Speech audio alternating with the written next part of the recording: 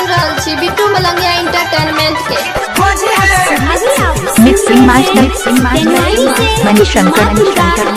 जी पुराना मन होली है भौजी पहिन के देबई रंग लगाई करतै माई माई भौजी पहिन के देबई रंग लगाई करतै माई माई चोली के भीतर पीछा करिया देबई घुसाई करतै माई माई चोली के भीतर पीछा करिया देबई घुसाई होली में मन करे चभर चभर होली में मन करे चभर चभर डाल देब रंग लगाई के कबर बोला देख देख रे सारा लाला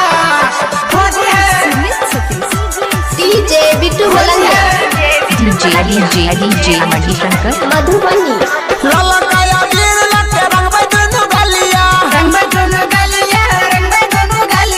देबई ओकरा हूँ मचाई होली है देबई ओकरा हूँ मचाई करतै माई माई भौजी बहिन के देबई रंग लगाई करतै माई माई चोली के भीतर पीछा करिया देबई घुसाई करतै माई माई चोली के भीतर पीछा करिया देबई घुसाई भौजी के बहिन से बड़की खेलाय भौजी के बहिन से बड़की खेलाय आ जखले हम मन डीजे बिट्टू मलंगिया मूड बिगड़त त पीले बतारी नीचे में देबई सुताई हम करबै ऊपर से चढ़ाई करतै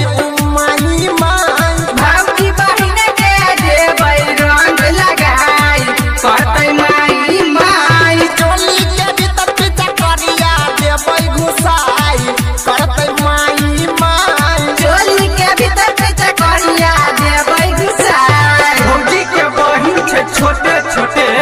भौजी के बहिन छे छोटे छोटे आ चोली में रंग देबई लोटे लोटे देखो हाय रे